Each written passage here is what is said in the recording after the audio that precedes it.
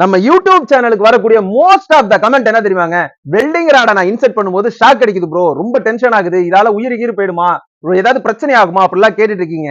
இன்னைக்கான பதிவை நீங்க ஃபுல்லா பாத்தீங்க அப்படின்னா நீங்களே உங்க வெல்டிங் மிஷினை செக் பண்ண முடியும். அதை தான் நம்ம இன்னைக்கு பார்க்க போறோம். ரொம்ப ரொம்ப ரொம்ப ரொம்ப சிம்பிளான வழியை தாங்க நான் உங்களுக்கு சொல்லி தர போறேன். சோ வீடியோவை ஸ்கிப் பண்ணாம ஃபுல் வீடியோவும் பாருங்க. அப்பதான் உங்களுக்கு நான் என்ன சொல்ல வரேன், அதை எப்படிலாம் நீங்க செக் பண்ணலாம் அப்படிங்கிறது தெரியும்.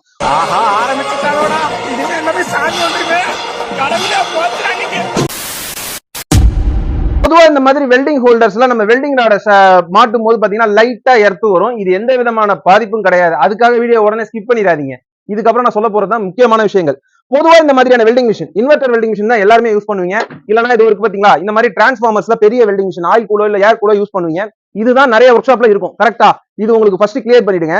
பொதுவா இந்த மாதிரியான வெல்டிங் மிஷின்ஸை பயன்படுத்தும் போது இதுலதான் நமக்கு வந்து பாத்தீங்கன்னா எர்த்து கொஞ்சம் அதிகமா வர மாதிரி இருக்கும். அதுவே இந்த மாதிரி பெரிய வெல்டிங் மிஷின்ஸ்ல அந்த மாதிரியான ஃபால்ட் வராது.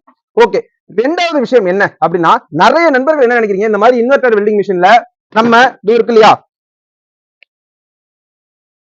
இந்த மாதிரி குண்டு பல்பு, இந்த கரண்ட் வருது இல்லையா, இந்த கரண்ட் வந்து ஏசி சப்ளைன்னு சொல்லுவோம். இந்த ஏசி சப்ளை தான் இந்த வெல்டிங் மிஷினுக்கு கொடுப்போம். நிறைய நண்பர்கள் என்ன நினைக்கிறீங்க, இந்த அவுட்புட் டெர்மினல் வழியா டிசி சப்ளை வருது, அதனாலதான் நமக்கு ஷாக் அடிக்க மாட்டேங்குது, ஒருவேளை ஏதாவது பிரச்சனை ஆயிடுச்சு அப்படின்னா, மிஷின் உள்ள ஏதாவது பிரச்சனை ஆயிடுச்சுன்னா உள்ள இருந்து ஏசி சப்ளை வரும் போல் இருக்கு, அதனாலதான் நமக்கு ஷாக் அடிக்குது அப்படின்ற தப்பான புரிதல் இருக்கீங்க. நல்லா